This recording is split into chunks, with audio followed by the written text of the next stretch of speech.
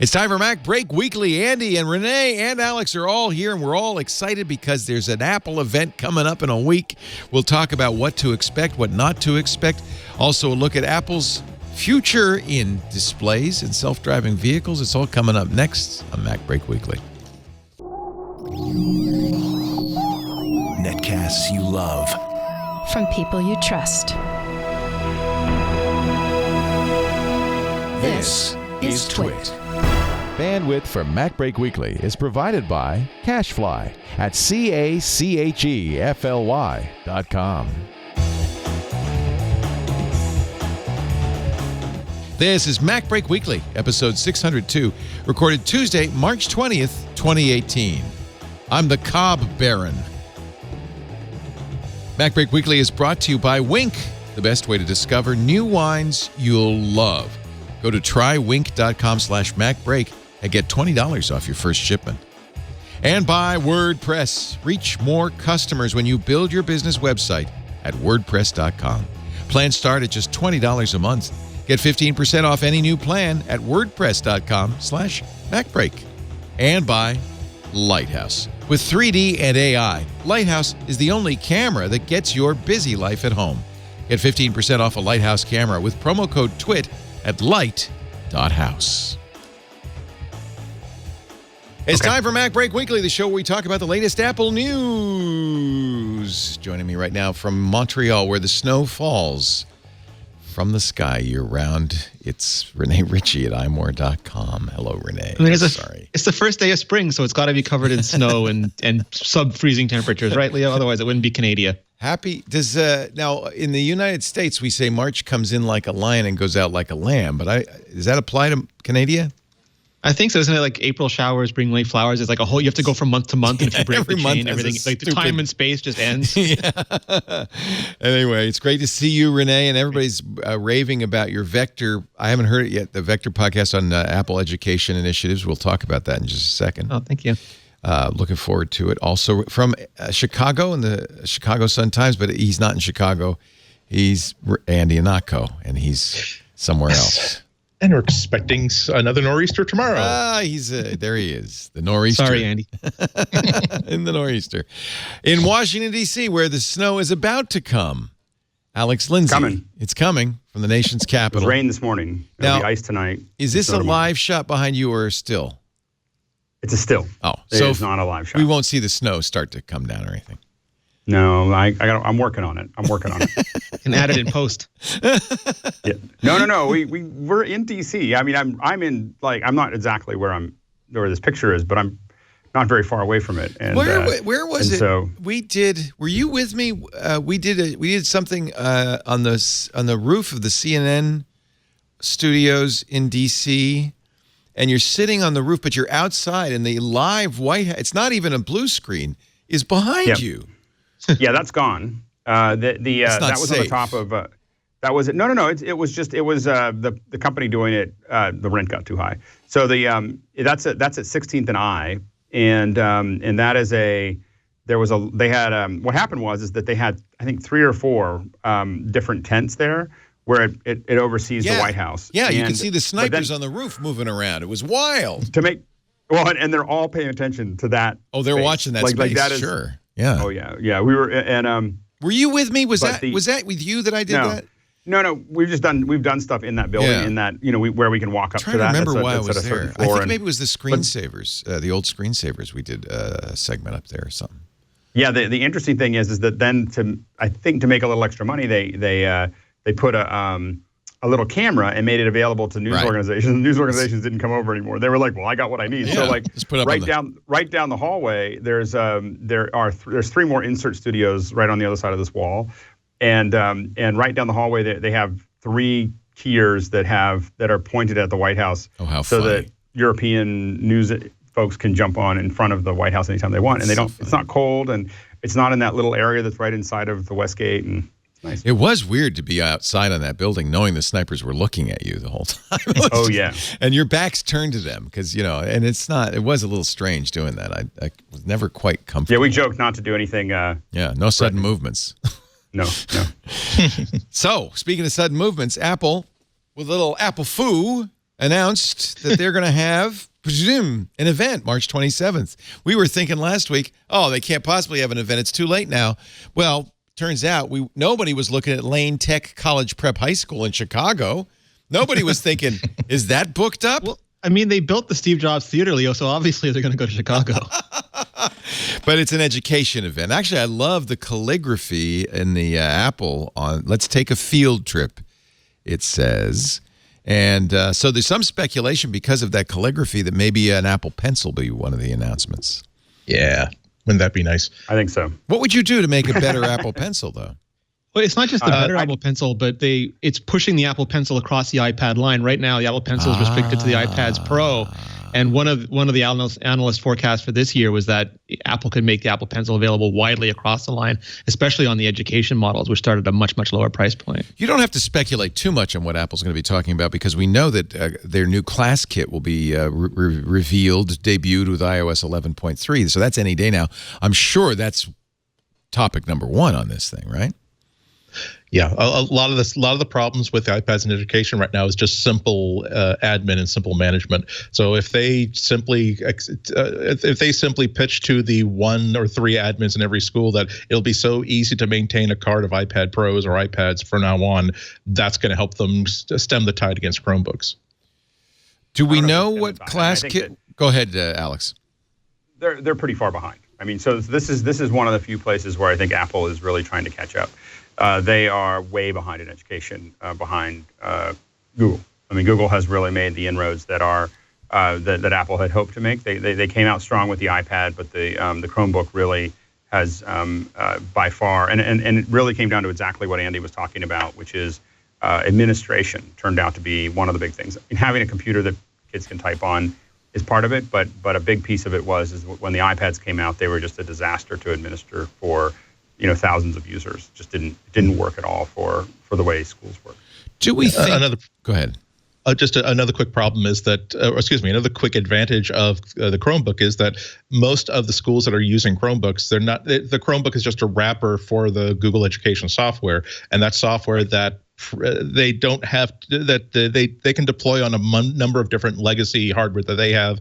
They can also have some expectation that the kids' homes are going to have something that can run. If it runs a web browser, you can run these apps. So they just provided a much tidier and much more flexible solution. So and I was curious to see if they were going to make a big push back towards education. I don't think they'd ever abandon it, but it seemed as one of the things they seemed to be doing to address all of this was to pivot the iPad a little bit more towards enterprise. They just had, for instance, they've been really, really closely tied to IBM, for instance, providing apps and services to make iPads work much better for specific business purposes. I think just today, there was a news release that they're integrating IBM Watson development, their AI development into iOS as part of iOS's own machine learning system, so that if you developed a model that uses IBM Watson, there's a very, very easy way or easy-ish way to convert that model so it'll work with iOS, so that you can have that business app working very, very well on an iPad as well. So it's very, very good to see that not only are they it would have been nice if they've simply found 20 minutes during a keynote to talk about education. It's even better that they're saying, no, we're actually holding an event in Chicago at a school, and we're making this the entire theme of the presentation. That's the sort of stuff you like to see. You like to see that that's helps to convince you that they are still very, very excited and interested in education, as opposed to simply not willing to give up that part of the market yet. Will we see hardware, Renee? What do you think?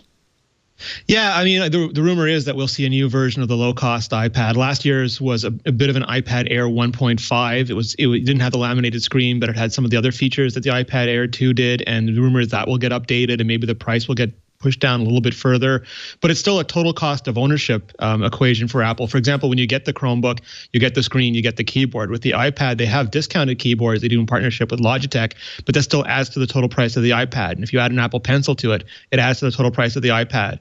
And then if you want to do things with HDMI or VGA, you have to buy dongles, and that adds to the total price of dongles at scale is still expensive.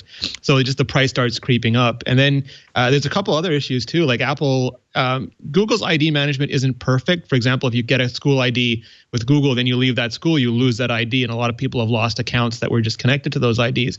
But at least they make it super simple to spin one up, to get all the email and contact management and calendars with it, to get access to docs and things, where Apple still has a lot of legacy systems with disparate logins. And it's very hard. You can add email, you can add user accounts, but they don't necessarily have email with them. Then you can increase the storage if you want to.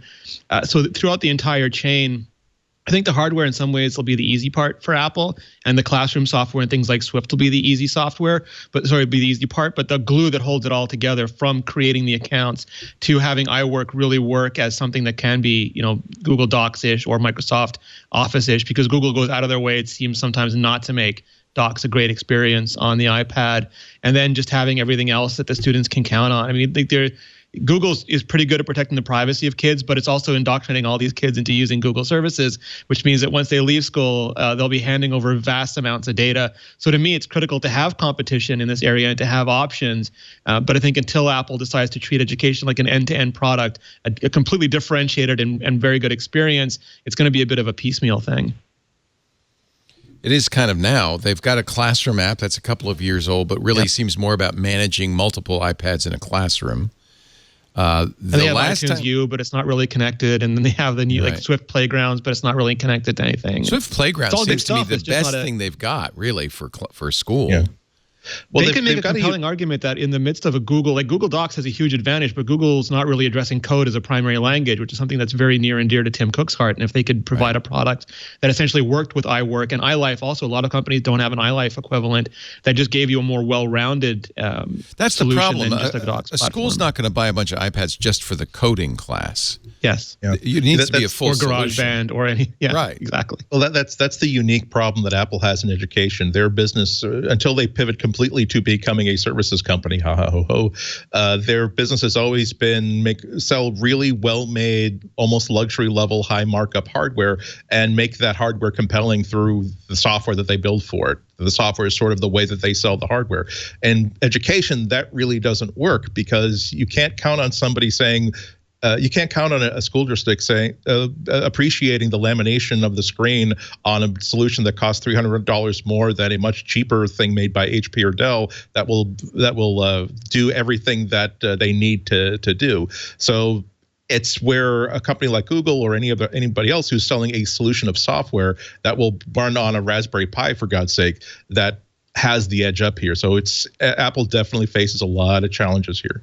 Well, and I do think that, I mean, there are ways to throw a lot of money at the problem and make it, and possibly make some inroads. And it'll be interesting to see what they do there. I do think that, obviously being able to draw on a lower cost iPad would be really good. I think that Apple also could, they could theoretically get much more deep into educational products. I think that there are. It's a much heavier lift to do that, but I think that there's a lot of opportunities for them to create something that would have people like the Swift programming become, want to use that product line more often. And I don't know, and I think it'll be interesting to see. I mean, I think that their target may be magnet schools, slash. A variety of voucher schools, those types of things, things that are not necessarily in the general public system that can experiment a little bit more aggressively than what I think and that have might be more money. The niche, but they have more. That's the niche. I mean that that might be Apple's niche. Where they can provide that higher end solution that might be something that distinguishes that school, and they'd have to show some real things. I think that upgrading iBooks dramatically. I don't know if they're going to do that, but I think that upgrading be able to develop iBooks more effectively, I think would make a big difference. I think that it was an incredible start that needed 2 or 3 more revisions. If they revised it the same way that they revised iWatches, or Apple Watch, they would be doing very well. I think that the way they left it, which was kind of dead on the vine, I think has been a huge challenge, because I think that Apple needs to. I mean, if they really want to get into the book area, if they really want to get into the school area, they need to change the paradigm that books live in. Where it's heavily, it's media rich, it's easy to develop, Those are the kind of things. I think that also I'd be really interested to see if they talk about, Swift. I think that what's really missing for kids, looking at how my kids interact with Swift playgrounds and my kids are 8 and 10. I think that what's really missing is and we'll see if it comes out as something like something halfway between workflow and Swift, which is a nodal based programming language. That basically lets you, if you think back on Quartz Composer, something that's a little like that, but not quite as geeky as that was. But something that you can draw out, like I want to go do this, then this, then this, then this, and then I can compile that into code. And I think that would be an incredible way to get kids, to get hobbyists, to get a lot of other folks into programming without them having to figure out how to type everything.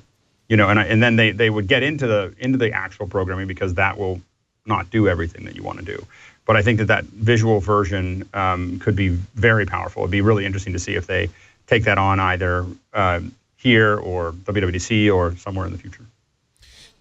Why does a company like Apple, why does Google, why did Microsoft care so much about education? Is it because it's a profitable business, or is it that old idea that you get kids when they're young and they're going to stick with the brand forever? Or is it both? I think it's both. Is it both? Well, both. It's both, but don't overlook the fact that if you get a contract to provide not only the hardware but also the service contract for that hardware, that's a lot of money. So you want to also this is big government contracts. They tend to change hands when there's a huge screw up, not when things are just going mediocrely. So that's a really, really good thing to pursue if you want to make money. Okay. I mean, it's a giant corporate space from their perspective. Yeah. I mean, when they're buying by millions or tens of millions of dollars at a time. It's something that once you commit to a platform, and again, I think this is why Apple might behoove Apple to build more content for it, for the education space. But as you build something that is more and more specific to your platform, it makes it much less likely that people are going to venture out to other things. If they're happy. And I think that also highlights one of the issues that Apple has, and that is that it's not critical to their business. Like making more money is great, but they have to ship an iPhone every year. All of their business is predicated on hardware profits. They have to ship a new iPad. They have to ship a new Mac. And Apple has limited attention, despite the amount of money and resources and engineers. There's only so many things that they could put the eye of Sauron on at any given time, where it is absolutely fundamental and key to Google's business that they have as many users as possible. They require massive scale to operate. And they got a lot of pressure when they tried to advertise to kids saying, start your Gmail account for your kid when he's a baby and just start adding things forever. But going in through the schools is a good way. And even if they have much stricter privacy policies, it's a good way to get those kids familiar with Google Docs and using Google Docs and using Gmail. And that converts when they leave school and when they have a personal account that they want to link to a game. You're 12 years old or whatever, and you want to play a game, you can log in through Google, or you want a YouTube account, you want to start your own channel. It's very easy to create a personal account that gets linked in, and then all of a sudden, that is absolutely core to Google's business, and they've done a brilliant job in sort of ensuring that user base is growing and absolutely getting them young. So the thing, if you're not a student or a teacher, the thing people will be watching for next week, though, is at least I'll be watching for next week, is a MacBook Air priced $799, $899. That's what Ming-Chi Kuo predicted. You think that's reasonable? I heard $899, but we'll see. And you never know, because Apple doesn't pre-announce. So if that computer's not ready, it could easily ship it to WWDC. It's all guesses. Great. Yeah, it's all guesses. Yeah, no, but it would be great to see it there, because there are still schools that still want a Mac. They have iPads and that's fine, but they still want a Mac. There's a lot of students going to school who want a Mac, and the MacBook Air is incredibly attractive because is that the one, not the MacBook, not the because of the ports? Yeah, the MacBook Air, it has regular USB ports. Right. It would be nice if Apple threw a USB-C on there. You kind of need that for education. You need the. It doesn't have HDMI out, but it's got Thunderbolt 2, and it's got a lot of things. Would you put a Retina that are on just it? Key to adaptability? Because it is. Yeah, we're living in the age of Retina now, and I think the older panels get more and more expensive, and the Retina panels get cheaper. And the competition has all that. The original MacBook Air platform, as far as I recall, didn't support it, which is why they went to the MacBook. But they've had years to engineer their way around that, and those components have gotten smaller and more power efficient over those years too. So I think that's almost a no-brainer machine. They have not been able to scale the MacBook down to a sub $1,000 price point. So scaling up the MacBook Air to sort of keep that price point or go $100, maybe $200 if they can below that. I think that's just a fabulous product for them. Any chance at all we'll see a Mac Pro? No, none. Zero. That would be a stunner, Leo. Yeah. No, I am very interested in the whole pencil angle of the whole thing, because we see that calligraphy of just seeing like really what kind of I think. So you think there'll be a low-cost iPad Pro in the sense that it works with a pencil? And pencil will go to iPad and not just be restricted to Pro. Maybe that's a better way to put it. Yeah. Although they always said, didn't they, that when you have pencil, you can't do Force Touch. No, they're different things. The problem with Force Touch was that it worked on the deformation of the glass screen being measured by the LED backlight, and that deformation is very hard to measure on large screens. And there was two problems that 3D Touch solved. One was the shortcuts, which would be great on iPad, but the other one was the iPhone only has one column. iPad has two, so it took a lot more time to go into and out of views than on the iPad, where you can just go side to side. So you don't really need it on the iPad. Pop into views, so you don't need that part of it. But the shortcuts would be nice, and I think when they move to the new display technology, the new pressure technology that's in the iPhone 10, that'll solve a lot of those problems. And I wonder whether that there were some rumors that there were that they had been thinking about other nibs for the pencil. It'll be really interesting to see if that is something that comes out where we have a little bit more granularity. I mean, I think that feeling a little bit more like you're on paper, I think, could make a big difference for some people. Of really feeling like it's organic. Didn't they do nibs? Didn't they announce nibs? No, they swatched no, just replaceable. They ended up changing the nib. Yeah, they have replacements, but they changed the material of the nib at the last minute, and that's what caused a lot of the supply constraints. So they didn't have any ability to sort of play around with variations when they first launched it. Okay. Plus, I hope that they give some attention to making the Apple Pencil a little bit more convenient to use. They could make it more pocketable. They could just add a clip to it, for heaven's sake. That's one of the. I love everything about the Pencil except for when I'm not using it with the iPad. In which case, I have a lot of things I don't like about the Pencil. But does anyone have? Do you still have the little eraser end that it comes with? I have extras. I don't know why. I have more ends than I have Apple Pencils. You probably have. You have mine. I have Alex's. Yeah, I mean, I lose. I got to the point now where I put them somewhere because I was just like, I'm just tired of losing them. So I put them in my desk. I have them sitting there, but I'm just like, I can't be bothered. I mean, wouldn't it be sad if this whole thing is just about new nibs? Big nib announcement at the school. Yeah. Serenity wants some haptics so that you can get different feeling on different canvases or paper types. She's an artist. She draws. So that's okay. Yeah. Oh, well, that would be interesting. Yeah. If it's a little more gritty because you're on a coarser paper or something like that. Yeah. What else? iPhone SE 2? I mean, it's maybe. Yeah. I mean, another color iPhone. I'd love to see a Mac Mini. Any chance at all? I don't feel it. If this would be a perfect place, of course. This would be a perfect place to announce something like that. Again, given that they've declared this to be an education event, you're basically that's a way of saying low cost hardware, right? On top of service. That's the lowest cost Mac there is a Mac Mini. Yeah. I'd be surprised if we saw a new Mac Mini. I'd also be super delighted to see one. Yeah. We need it. We need at least a sign of life. I'd like to see a new MacBook Air because they didn't kill it. And that tells me that they saw some future for it. They're torturing it. It is right now, it's stuck betwixt a MacBook and a MacBook Pro, and it doesn't really seem to do anything better. Price is the only advantage a MacBook Air has, really. And its chipset is really outdated at this point. Oh my God. At this point, you'd be buying a 3-year-old computer if you bought a new MacBook Air. Yeah. Usually when you see a product like that that's still in the price list, you at least suspect that there are valuable contracts that aren't obvious that are just buying these by the boatload. Yeah. And given that they don't have to do anything to keep making them, they're just going to keep making them. 3 pounds. It's a little heavy compared to the MacBook. Chromebooks are cheaper by a third. But it's got a MagSafe, Leo. Yeah. I agree with you. I hope they put the Type-C on this. Otherwise.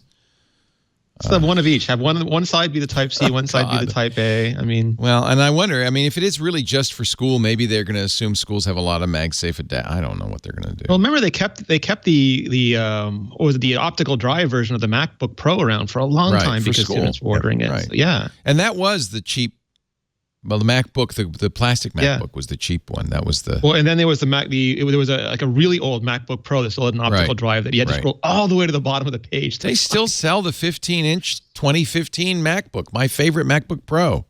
They still sell it. People hate the new one. You can still buy it. This is the only thing I'm just praying, and I know my prayers will never be answered, that they get rid of this god-awful keyboard and put a good keyboard on this MacBook here. Then I would buy it. Leo. I'm telling you, Tim, I would buy it. Just put a Retina screen on it. I don't care about the price. Put a Retina screen on it. You must have a lot of those old keyboards lying around. Keep the good keyboard. Don't put that butterfly key crap on there. Man, I'd buy that in a heartbeat. And about the only other thing that's leaked is the gold iPhone 10. I was hoping for red, but so far only the gold one is. Yeah. They didn't release the gold back at the end of the year because reportedly it was too hard of a process to get the stainless steel turned gold. It just added complexity to manufacturing, but it could be ready now. They'd sell some of those, I think. Gold. You mean instead of the stainless, they'd have gold all the way around it? Yeah, it will be like the rose gold back and then the gold stainless steel. Yeah, all right. Yeah. Well, we'll find out. We're going to do the live stream 8 a.m. Pacific. Noon Eastern, 11 a.m. Eastern, 1500 UTC. Megan Maroney and I, we're not going to make you guys get up. Megan Maroney and I will get up early for that. Actually, it wouldn't be early for you. It'd be noon. Andy and I will be in the audience waving at you. You'll be there. Are you? Yep. You're both flying out? Yep. Yeah. Oh, nice. Did you get an invitation, Andy? Oh, probably because of the Chicago Sun-Times, right? Well... Okay, I'll say that, yes. But you haven't had an invitation to an Apple event in a while. I mean, off and on. I just don't go to the ones in San Francisco. Too expensive to go all the way out. It's expensive, and it's like it's a lot of trouble and a lot of time in the air. And whereas a show in Chicago, it's not just that it's less expensive. It's less time. Oh no, you could drive your pickup. I took the train from Boston to Chicago once when I was like 23, 24 on a book tour, worried that they would stop the service, and I wanted to do that at least once. And after 23 hours in coach class on a train, I realized that I said, I'm glad I did that. I'm never going to do that again unless there's a bed and a sink. There's a lot of truth to the fact that many of us, like if you have to file immediately after the event, you have to shoot video and upload video immediately, you just have to go. But many of us are so jealous at, like people like Andy or people like even like Gruber who just shows up, doesn't even touch a phone or a computer. He's just there to be there, just to be there. No, because they can take their time, they can cover it later, their reviews, they can make like that. It is a very different sort of a product you have to deliver. And then there's people like me who will be watching on TV. I don't know if they're going to stream it. I presume they are. They've streamed everything in the last few years. I've heard both because it's not a typical venue for them. So maybe they're going to figure it out at the last minute. Well, if they don't stream it, then I'm not getting up at 8 in the morning. I can tell you. The good thing is there's also a chance that the school's production of the Pajama Game is going to run long, so you might actually be able to see the finale during the live stream. That'd be great. Actually, I think they're doing Wicked this year, aren't they? I have to amend now my announcement. If they stream it, I was foolishly assuming they would. If they stream it, we will be here, Megan Maroney and I, at 8 in the morning Pacific time. That's 11 a.m. Eastern, 10 a.m. Chicago time. And we'll do that, and then right after that, iOS Today, and then right after that, MacBreak Weekly. So the show next week might be delayed a little bit, but certainly... Well, now, will you guys be around for MacBreak Weekly? Maybe you're going to be busy now. I don't believe I will. I believe I have stuff. Yeah. I will be. I have a plan to skedaddle either to the PBS station nearby or back to my hotel to be there for the show. Thank you, Andy. But the show will begin late because you'll have time because we're going to have iOS Today in between. So probably we won't begin till noon next week. We'll see. And Alex, you're going to be around? Yeah, I'm going to be in D.C., but I'm going to have a bigger mic. A PR40. It's the size of the mic that matters. That's all that matters. It is. So, but that's it. Yeah, I'll be available. So we'll have lots of coverage. Whether we'll have a coverage of a live stream depends on whether there's a live stream. I didn't even think. Well, of I figure I could live blog the left side of the stage. Andy could do center, and Serenity could do right. There you go. Together, Renee. Here's what they love. Here's what they love at these events. You take your laptop and you jump on Skype and you turn it around. and just use your camera and stream it back to Why Twitch, not? and then we can talk about it. Saves us a lot of time. Dowling would chop block me so fast. Saves us a lot of time.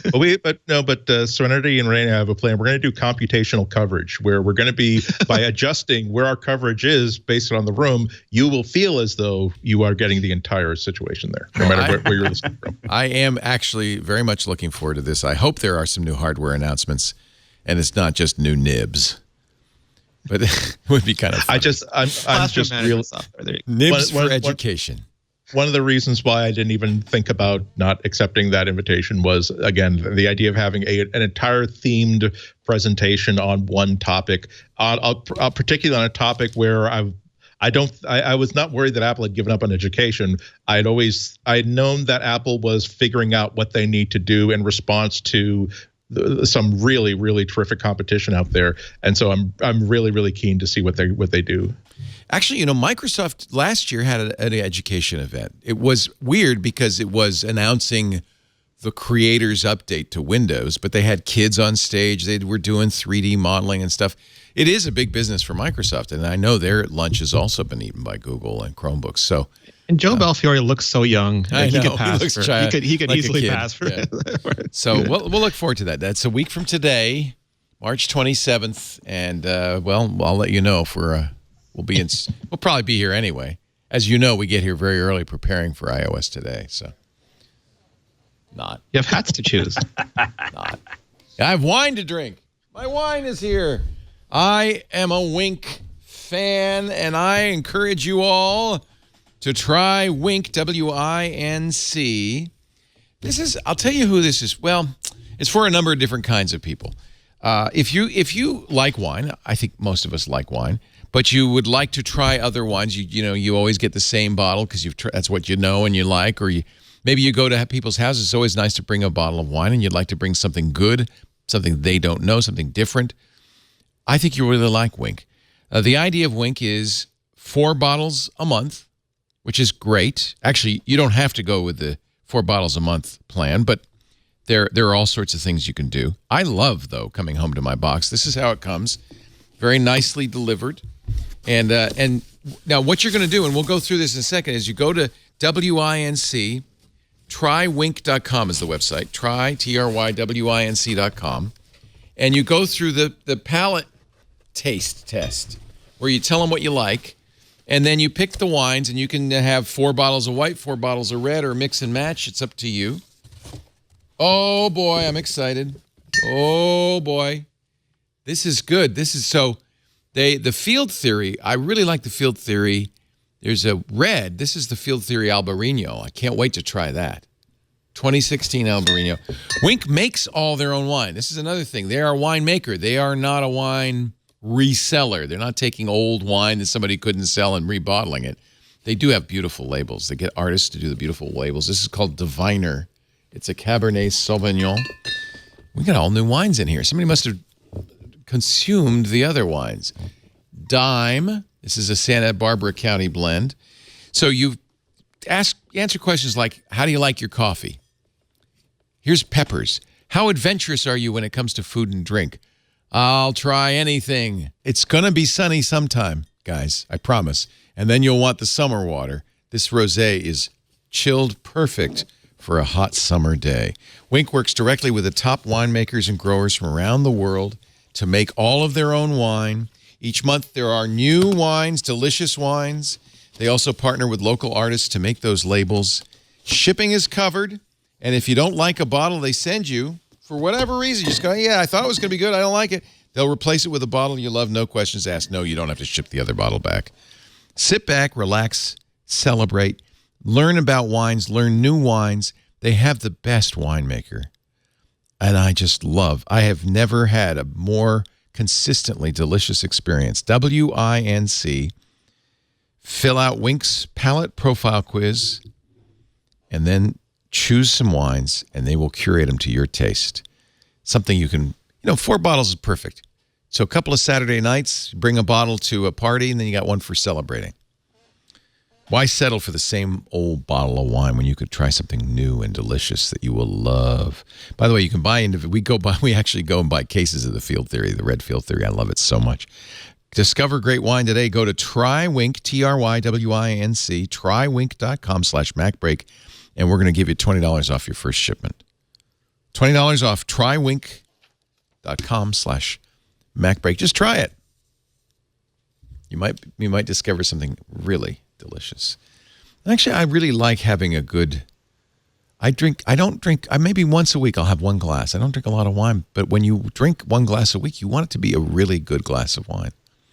And it is fabulous. Facebook in the news. Wow. I finally just, after this last Cambridge Analytica revelations, and then yesterday we saw a video of the CEO of Cambridge Analytica saying, yeah, we throw elections. Yeah, we do that. We have compromising information. We'll do anything you want. Yeah. After that, it's like, and by the way, Alex Stamos, who I have a lot of respect for, he was the chief security, although I have to say at this point, Alex, you got to pick your companies better. He was the chief security officer at Yahoo and, had to leave there because they didn't listen to him. Went to Facebook. We had a team of 120 people, and he's slowly been shuffled off to the side. He's now got a team of 3 in Facebook because they moved the security team out into operations or something. I don't know. Now he's leaving Facebook. He says, I've been begging them to do something about Russian influence for months, and the executives just have been ignoring me. I find it was the last straw. I realized I don't check it that much. I don't need Facebook. This is a great article from you guys. This is Renee's article. Delete your Facebook. The only way to win the social game is not to play. I like that picture of you looking forlornly at your screen. Your Facebook looks phone. Martin Reich classic image. Have you done that, by the way? Have you deleted Facebook? I have done the most of that. My biggest problem with Facebook right now is that because of my job, I have a bunch of Facebook pages that I'm the admin for, like the I'm More page. And they'll all go away because they're attached to your account. Yeah, and some of them are uniquely attached to my account. So what I've done is I've deleted every bit of personal information from my account I could. I turned off Facebook platform. I removed every single app. I turned off. You have to go to a separate area to prevent them from doing app permissions with your friends. So I went to that area and I turned that. So I basically made it as empty a shell as I possibly could. And also, and it sounds terrible saying this, but when you're someone in public, your username is also important, and some people will turn it off, and then someone else will take their name and start spoofing them or pretending to be them or squatting on it or whatnot. So I've basically just put it down to the barest possible minimum, and I'm only logging in if I absolutely have to fix something on an admin page.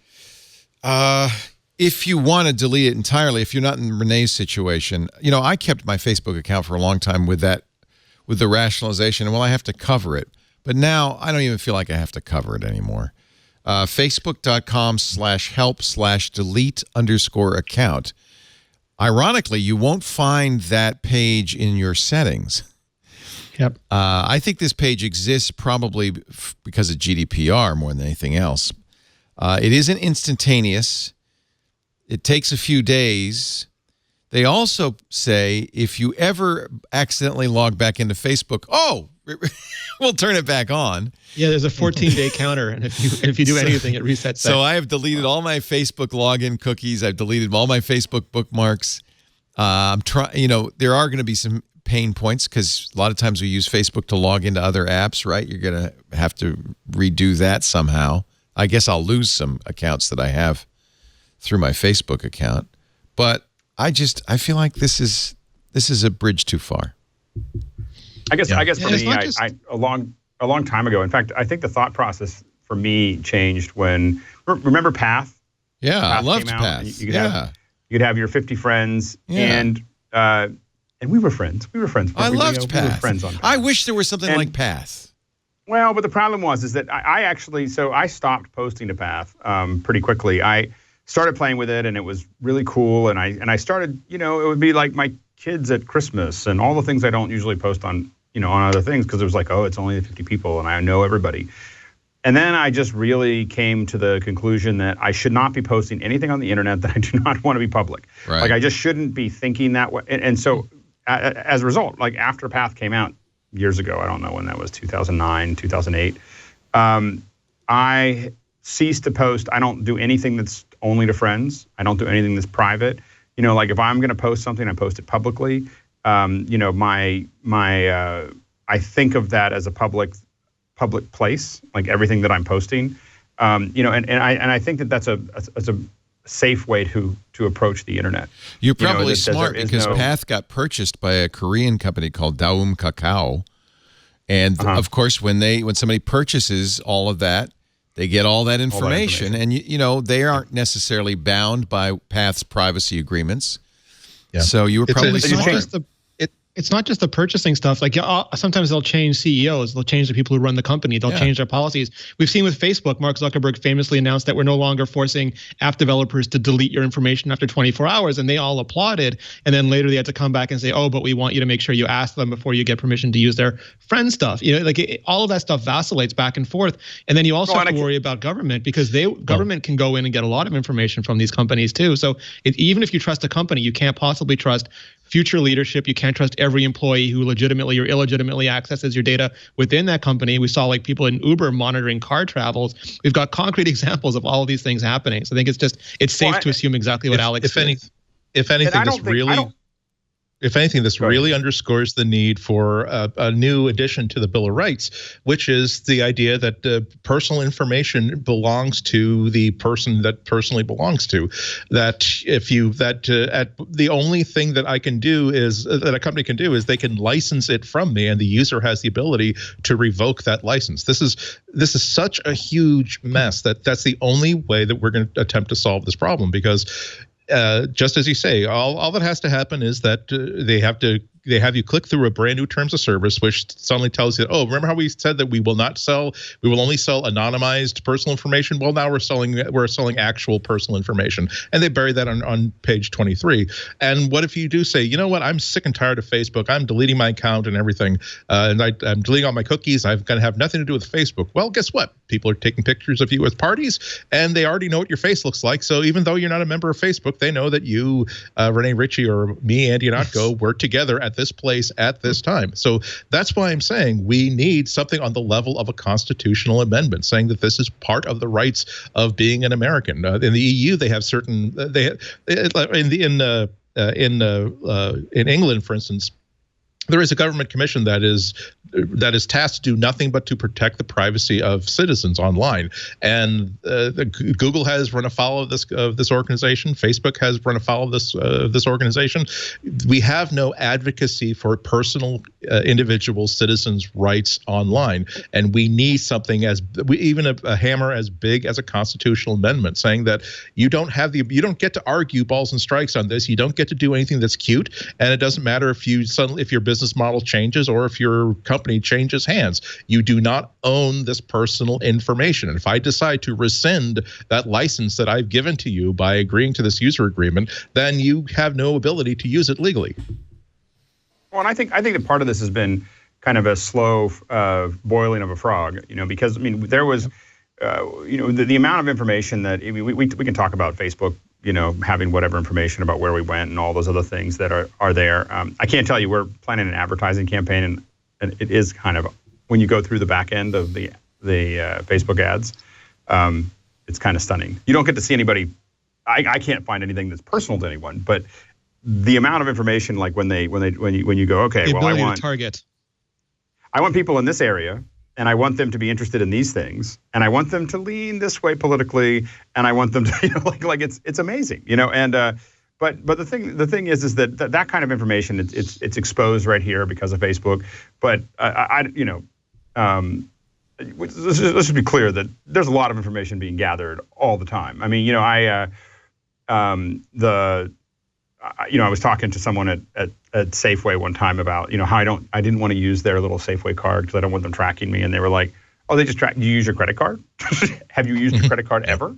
You're in. You're like, everything you bought is in, and they're figuring out all kinds of stuff, related to that. And some of that stuff is stuff that freaks us out. And some of the stuff that is really, convenient, to people, and it makes those things easy. And I think for the most part, that stuff has been happening for so long, since the early 90s, that I think that we don't really think about it that much, and I think that the average person, we can talk about all this, but I don't think the government is interested in, I don't think our government anyway is interested in deep diving into this.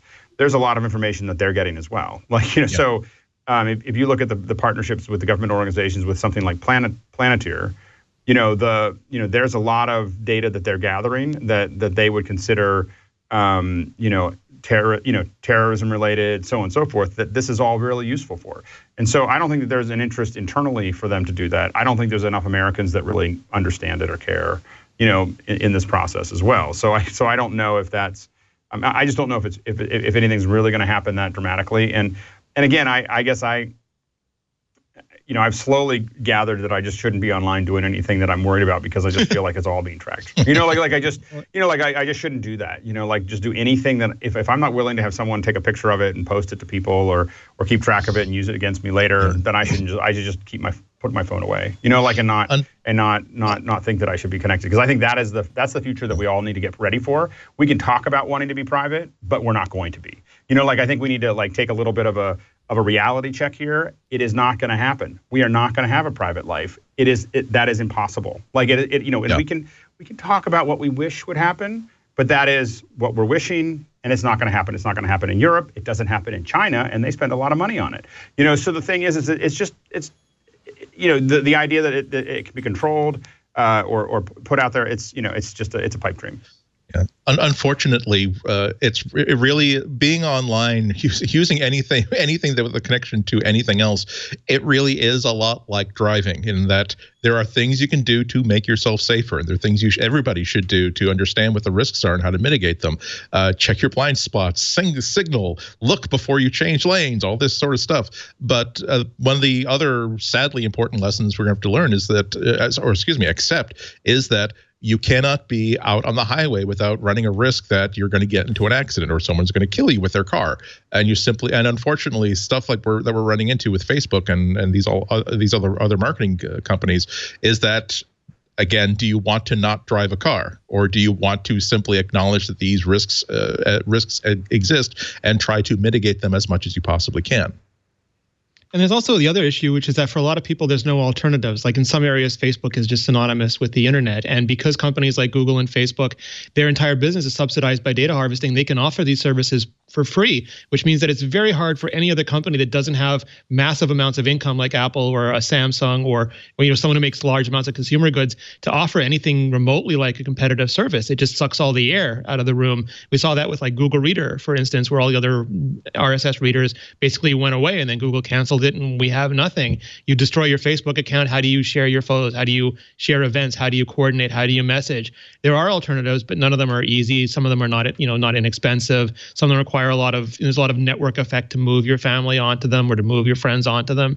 So it's almost like a self-perpetuating snowballing problem at the same time. I just want to be clear. The reason I'm deleting Facebook is not because I want to protect my privacy. I'm kind of acknowledge that's futile at this point. And, I can't stop using Google, for instance. It's almost impossible. However, I want to punish them because they really they really have done a terrible, terrible thing. Yeah. They basically didn't care. They didn't pay attention. They exfiltrated information. They didn't disclose. They allowed features like the Friends of Friends quiz feature. They did so many things wrong, and they've done so many things wrong time and time again and then apologized. I don't buy it anymore. And I just hope they're out of business. I think everybody should just quit Facebook.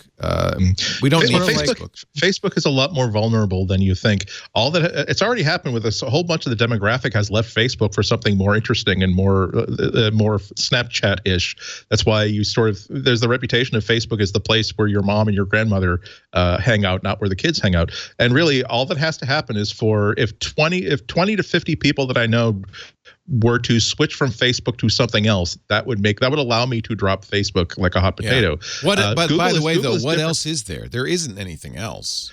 Well, there are individual services that you can string together, but it is more of a pain. And I dropped Instagram and WhatsApp too. And again, not because those were privacy leakers, but because I don't want to have anything to do with a bad company. Yeah. Well, see, it is also difficult because I would hit Facebook maybe once every 3 weeks, maybe once a month, maybe not even that often, because they just skeeved me out. And I just did not want to participate in it. And it just became a critical mass situation where, unfortunately, way too many of my friends and almost all of my family members, that was the only way that they want to have these sort of incidental interactions with each other. The little quick phone calls that used to be 20 or 30 years ago, the little quick postcards used to be 20, 30 years ago. They're not, as much as I've tried to get them onto other things, they're just not having it. And so, unfortunately, when I first dipped a toe, I'll quick example. I was dipping a toe back into Facebook, and I was at a tech conference, Mac Tech, I think, in LA, and I posted a video I shot like at the LA County Museum of Art.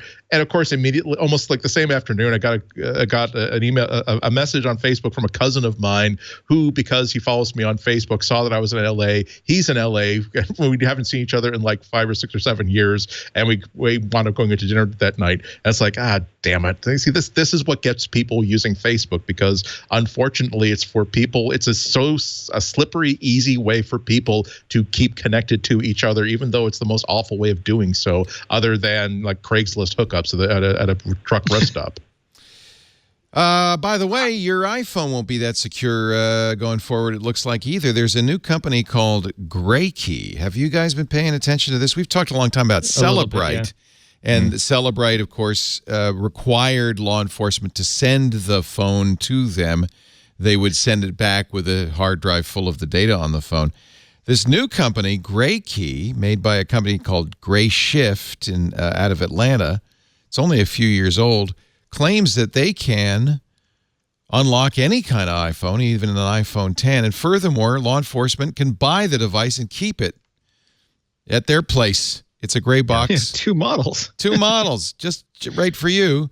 You can connect up to 2 iPhones at a time. Takes about 2 minutes. At that point, they're not yet cracked, but sometime later, the phone will display a black screen with a passcode. In other words, it takes longer for the 6-digit and even longer for the password. It puts something on the phone. I will say that I'm pretty certain that Apple is really glad that someone posted all these photos. Figure out like where it's coming. And also I wonder, like, Apple's got some cash. I don't know why they don't just go to Grayshift and go $1 billion. Like, let's just buy you. Take your engineers. Well, I mean, because there's always another exploit. So presumably this is an exploit, right? This is taking advantage of a flaw in iOS. No, but you want those guys. You want those guys working for you. That's true. Finding other flaws. Number one is you close this down. And then you bring those guys in and you figure out what they know that you don't know. It'd be worth $1 billion, I think, to Apple. I mean, typically it's a chain of exploits, and this, like, that this is a box could mean, for example, like, I'm just spitballing, could be an example that they're using a USB-based exploit as the first level of this, and then they're escalating it through something else. And Apple has a crack team, a red team of security people who are all over stuff like this. But it happens. It's that cat and mouse game where people find vulnerabilities. There's a huge market for it. People pay a fortune for zero-day exploits of things like iOS and Android, and then you'll see this come up, and then it'll be fixed in another update, and then the bad guys or the law enforcement companies will work again on cracking them, and that's how it goes. I mean, this I think at least is fair game. When the government starts to mandate backdoors, I think that's incredibly dangerous. But if they're going out and trying to hack their way in, I mean, that's how they do their business. I think it's fair game. I think it's totally fair game. I think that this is. I mean, it's something that hopefully we can all hope that Apple is going to close. But I think that in the same way that the government doesn't have the right to ask Apple to give them the information, the government has the right to do whatever it can to get the information out. So I don't have any problem with it. This to me is the absolute worst expression of this kind of data harvesting, because people get pulled over, quote, randomly, unquote. And they don't understand what their rights are. They don't understand the difference between the subtle language between a cop saying, I need to see your phone, versus demanding your phone. He can say, I need to see your phone, and you can say, no, you may need to see it, but I'm not going to give it to you. Not understand there are other devices like this for lesser protected phones where they don't know, that they think that, I got a lock screen, so there's not really anything on it, I'm pretty much protected. They don't know that all they need is to hook this up to a box that the county or the city bought for a disgustingly small amount of money, that just simply dumped all of their messages, all their contacts, and now they have all this stuff that they can now actually use because a cop said, I need to see your phone, and you handed it over. That is willfully relinquishing control of your device, of your personal data. There are other communities that are trying to make the statement that previous laws that simply say that give the police the right to search your vehicle under certain circumstances. Well, your phone is inside your vehicle. It doesn't matter that it's locked with a password. It doesn't mean that it's personal. Doesn't matter that it's personal data. If it is inside the car, then that is something that they have the right to search. So again, they take it back to the car, they plug it in while they quote run your license plate, check for your insurance, and 3 minutes later they get a bing, and then now it's time to unplug the phone and return it. This is the sort of stuff that leads to absolute destruction of individual liberties and individual rights. This is the sort of stuff that we need to lock the hell down on. I agree that it's something that law enforcement has the ability to do and the right to do. And when you talk to people who work in this industry, the theme that keeps coming up time and time again is that we have a mandate to protect the public peace, and our lead on what we should not do is the law. If you don't want us to do that, pass laws to tell us that we can't do that. Well, here's the larger issue in it. They're selling two devices. One is pretty well locked down to the network that it's set up on. But the second device, if the law enforcement agency is willing to spend $30,000, this is from MalwareBytes Labs, the device is unlocked with a token and doesn't require phoning home. And the issue here is that device, if stolen, and if the bad guy gets the token, if, let's say, maybe Detective Joe Friday decides to put it on a Post-it note on the device because he can never remember it, then that device will work forever. Not unbelievable, Leo. I know. It's very credible. Then that device will work forever. And so this is always the problem with these back doors, even if they're in the hands of legitimate, duly, conscripted law enforcement, is they can be exfiltrated. And then bad guys have this. I mean, the bottom line for me is that I staunchly believe that phones are the closest we have to cybernetics, and they should be protected by privilege that way exceeds spousal, clerical, doctor, lawyer, any of those things. It should be near impossible. It's like your silicon mine. It should be near impossible to get into them. But in the world we live in, the best thing I can recommend for everybody is to use a long, strong password, because it is not trivial to hack those. It's trivial to hack a 4-digit. It takes a little bit longer to hack a 6-digit. But if you have, even just for your phone, like you don't have to do it for everything, but for your phone, if you can put in a password that's easy enough for you to type, but that consists of letters and numbers and uppercase and lowercase, switch that on in settings in iPhone and just put that in there, and it makes it very difficult to get in. Yeah, my Android password is 14 digits and letters long. But for that reason, do you enter that? How often do you have to enter it? About once a day, sometimes twice a day. But it's worth it, and B, it's the sort of thing where the time where you're worried what can happen to my data because I've just lost my phone, or because I've been stopped I've have business in China, I've been stopped at the border, and now they've taken away my phone. I would much rather that at that point you wish you had a 15, 16, 17 digit unlock code. Now, so that's interesting, because this device, it says sometimes could take as long as 3 days if it's a 6-digit passcode. Yep. Sounds like if you had a 14-digit passcode on this device, it wouldn't be as effective or as effective. It has exponentially more time to it, and time is your ally. I mean, maybe in the future they'll be able to break it faster, but for right now, it's your ally. So this may be the straw that compels you to have a longer passcode on your phone than the 6 and I actually know companies that we work with that if Homeland Security or whatever for some reason asks for their computer, number one is they're instructed to take it all off their computer, put it in the cloud before they re-enter the country. If they're asked for their computer and they take it away from them, they're instructed to not take it back. Like you don't, because you don't know what's been done to it. Right. You don't know what's been done for it. You don't know, and it's just completely. And then I travel with more than one phone, and and I have a phone that's my it's my international phone. I just constantly am swapping SIMs and I have, I have an account on it, but I don't have I don't have a ton of stuff, and that's kind of the phone. If you're going to ask me for a phone at the border, I may have ruined everything by saying it on the show, but if you're going to ask me on the border what phone to hand, is, and I just hand you this little Samsung phone. I'm like, here, that's my phone, and you go through it, and there's stuff on it. It doesn't look like it's empty, but it's not my phone. That's Renee's stuff. He doesn't care. I am now changing my passcode, Andy. You'll be glad to know.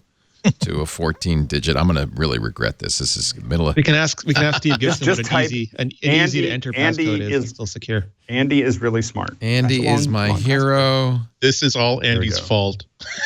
I hate you, Andy. I hate you. I hate you. I hate you. Good.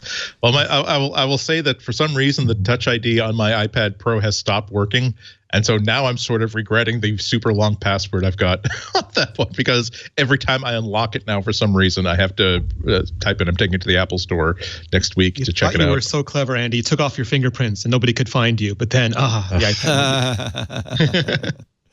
All right, it's taken a while. It's probably re-encrypting my whole phone here, but there. Go ahead, GrayKey. Take my phone. I dare you. I double dog dare you. Double dog. No, I don't. I'm not daring anybody. I'm not bringing that up at all. Let's see. R&D Bonanza. I liked this article. I might tie in a little bit to the event coming up next week.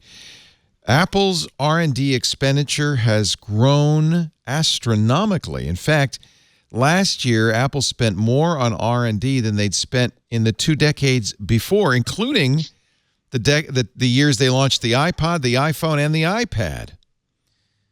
So it's a bit of, Horace Dediu had a fantastic explanation of this when he sort of elaborated on the iPhone and the iPad were transformative products for Apple, but they didn't require a huge amount of R&D because they essentially used existing resources. It was the people that Apple had working on Mac hardware engineering, on iPod hardware engineering, on Mac OS development, or back then OS 10 development, and they just put those people to more efficient use. Like they retasked them. They did have to hire some people for antennas and things, but largely it was in-house expertise.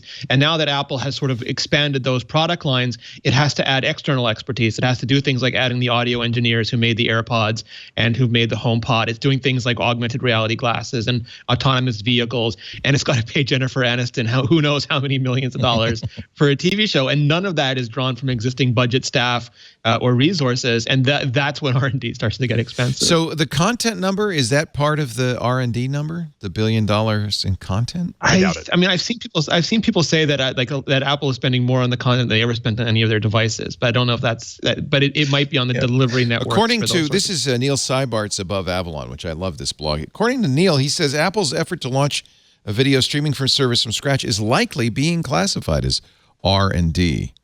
So that would certainly explain $1 billion of the $14 billion they plan to spend in fiscal year 2018. But for Aniston alone, that's but I also think smart cars. I mean, you nailed it, Renee.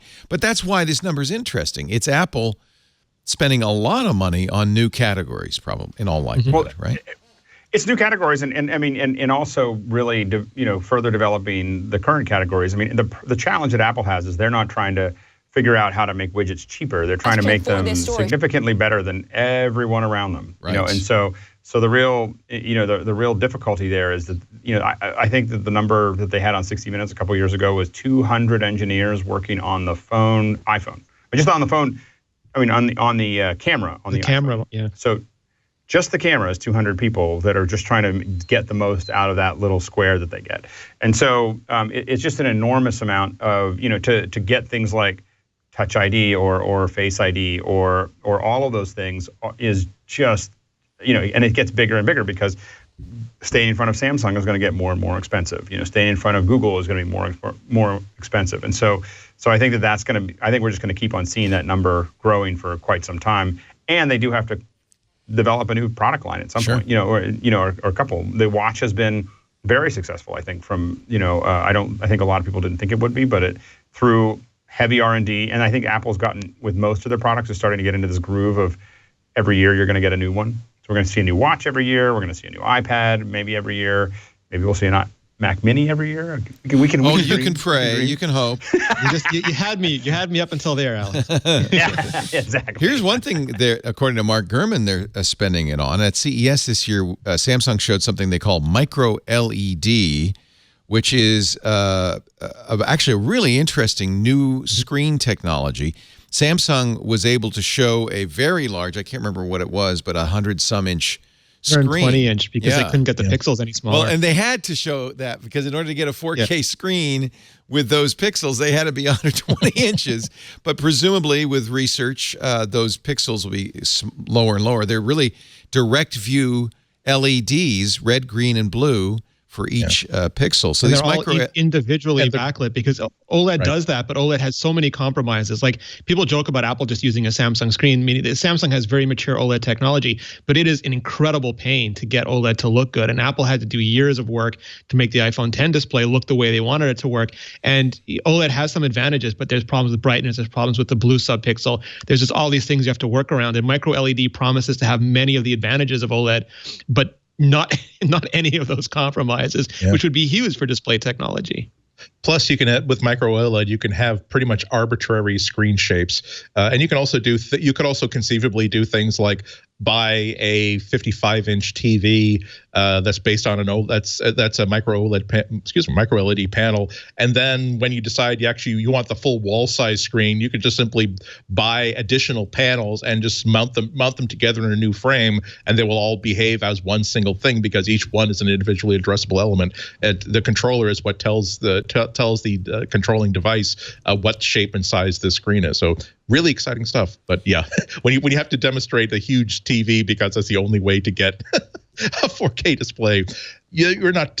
You're safe buying a new TV right now. I don't think your next TV is going to be micro LED. Well, and of course, but to go back to Alex's point, I mean, they didn't used to make their own chipsets. The original iPhone had a Samsung, I think, a Samsung set-top box chipset, and now Apple makes custom silicon, which it takes more R&D. And they used to get LED from Sharp or OLED from Samsung, and now they're starting to work on their own micro LED, and that's more R&D. So just like the bill goes up and up. Well, and I definitely think that Apple at some point, I mean, I think they feel like they are slowly moving towards this idea that they would be able to maybe have Foxconn build everything for them, but less, more and more of stuff that they own, more and more of making it. That's the real thrust of the story. Is not micro LED, but that for the first time in many years, Apple's actually working on its own screens.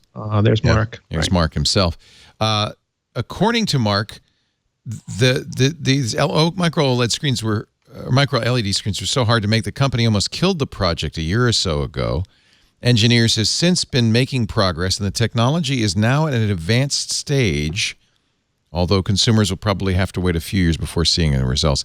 These are, I presume, not cinema displays, but for iPhones and iPads. Yeah, Apple Watch and first. Watches. The Apple same way Watch Apple first. Watch had OLED first. Yeah, and you can't have 120-inch Apple Well, Watch. yeah, I mean, I'd have to do the math, but if it took 120 inches to do 4K, it's going to take 12 inches to do an Apple Watch resolution. So. Yeah.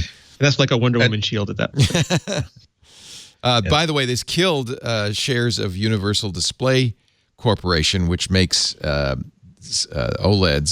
Isn't that interesting? Because like they killed imagination when they started making custom GPUs, and it's just amazing how that works. Even a whisper now that Apple's going to replace their current suppliers with their own products is enough to depress the stock.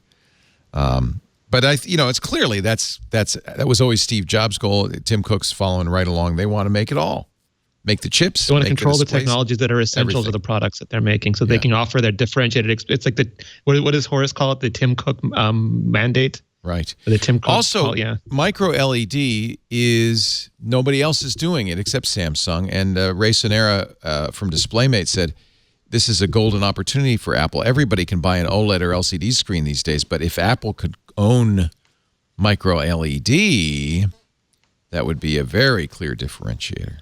Yeah, they're not going to achieve that though. It's too important to too many technologies. It's the next thing for display companies, and display companies don't want to lose money to Apple as much as anybody else does.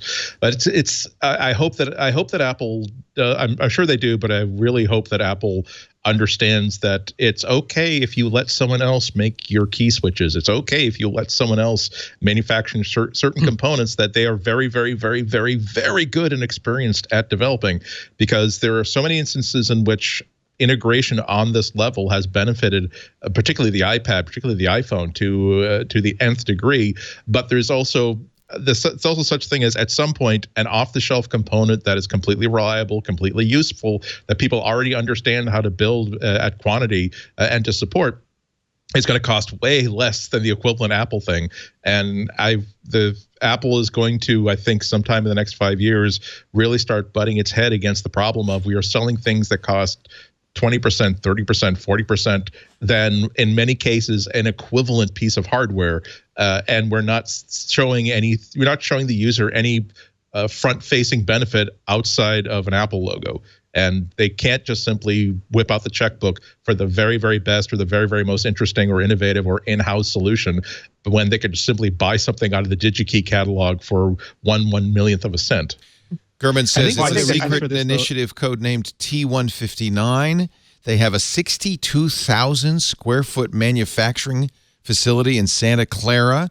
300 engineers there designing and producing micro LED screens for use in future products. The facility also has a special area for the intricate process of producing LEDs.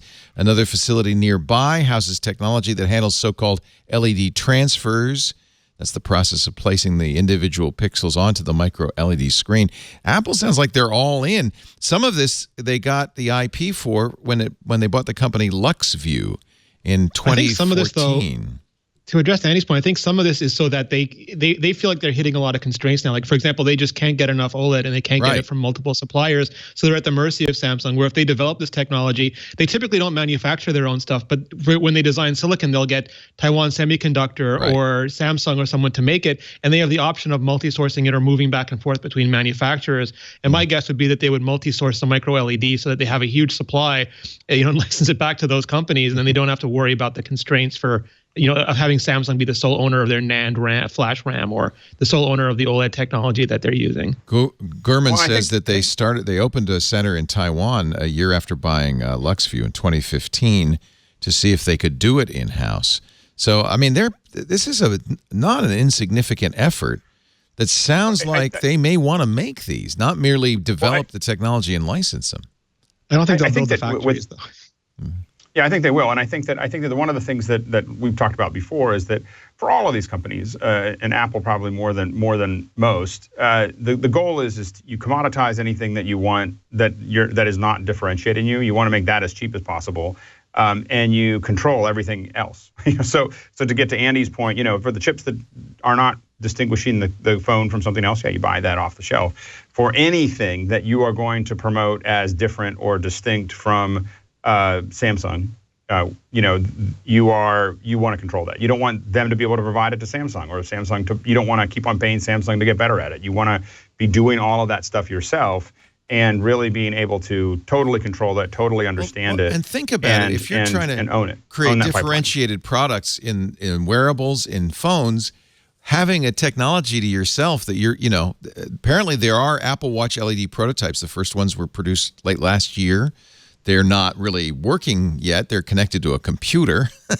But Gurman says the screens are notably brighter than the current OLED watch displays, and engineers have a finer level of control over individual colors.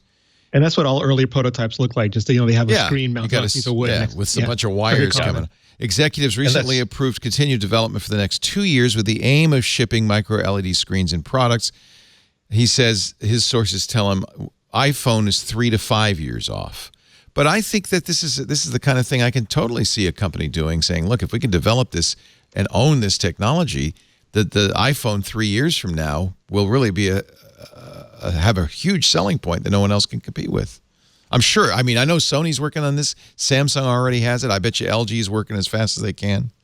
But it's like Face ID. The companies are about 2 years out from having this. Like, whether you think Face ID is great or not, Apple's about 2 years ahead of other companies in fielding that technology. Right. There's the Apple grabs 2-year lead in 3D sensing race. That's the face recognition stuff, right? And it's super important. I mean, it doesn't seem super important. Like a company like Google will say that we don't need 2 cameras, or but they're not actually grabbing 3D data. They're extrapolating pixel data on the back of the phase adjust focus system on the back camera. But all they're doing is a segmentation mask on the front camera, and that's fine. They do an amazing job at portrait mode. But there are all sorts of people in all sorts of industries, from special effects to cinematography to science to computing technology, that use the depth data provided by that API for totally different things.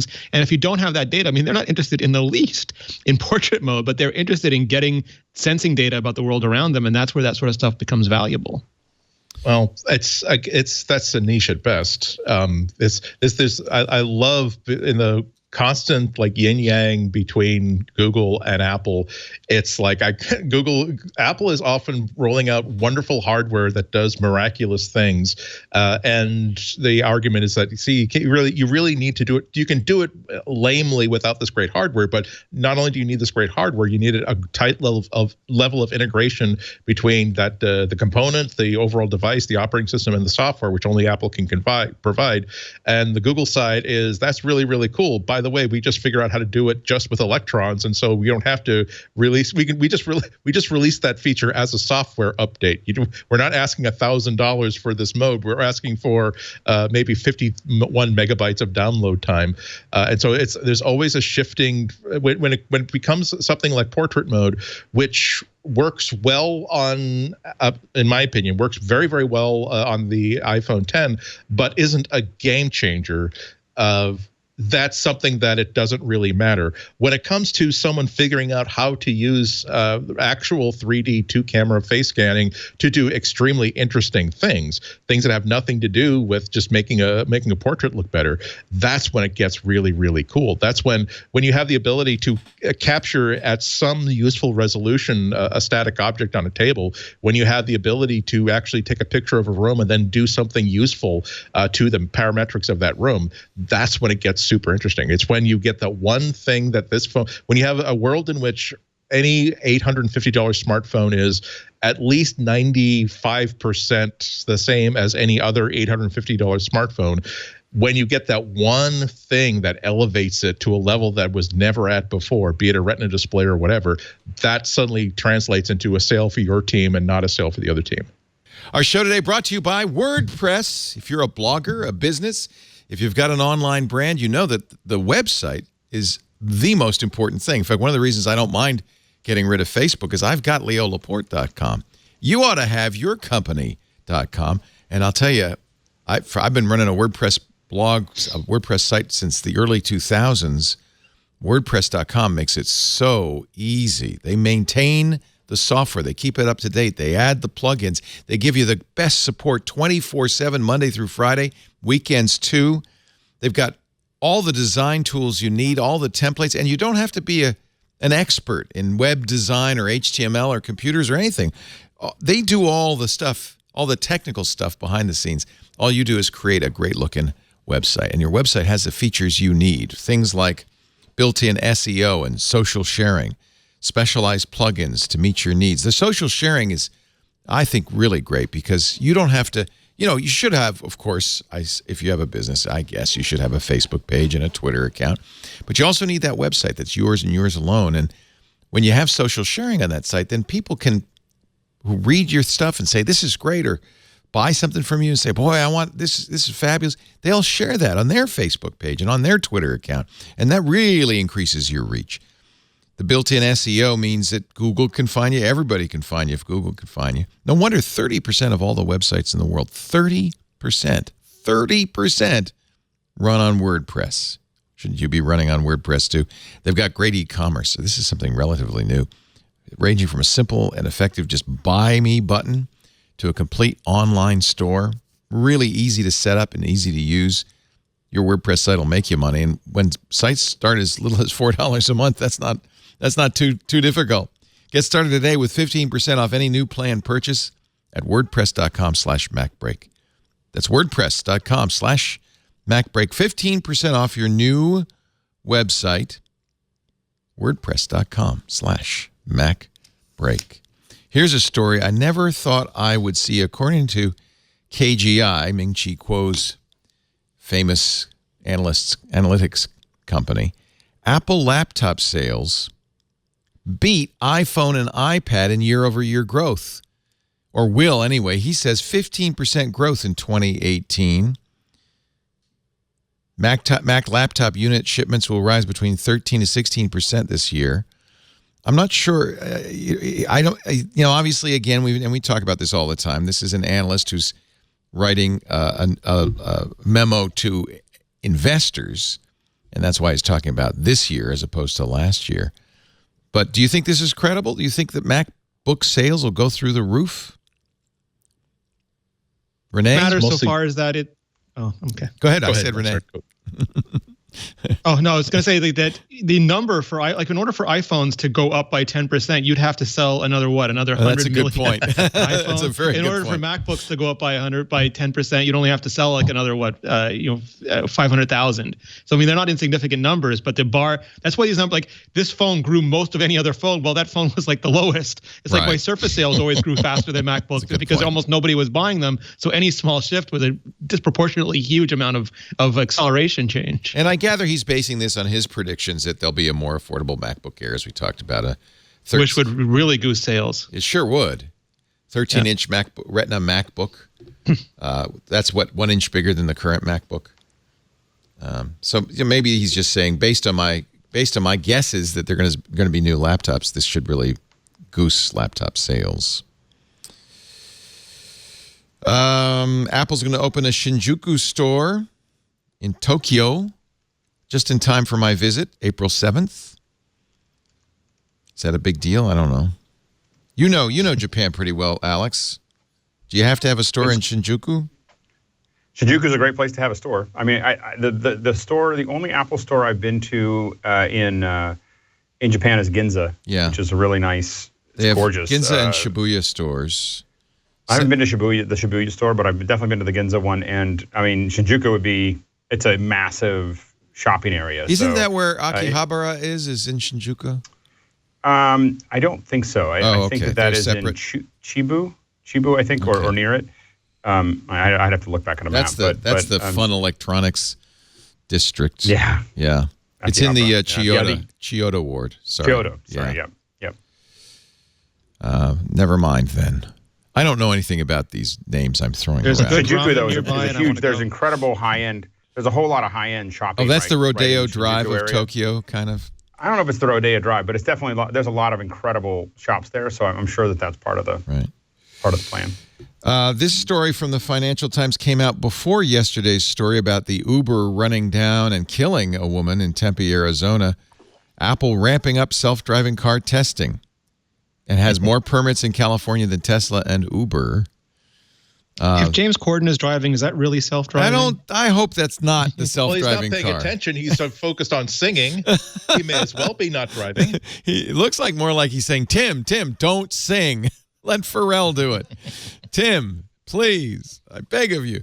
So the big story out of Tempe, Arizona is that a self-driving Uber in autonomous mode, although it had a safety driver there, last night ran down a pedestrian in Tempe, Arizona, killing her.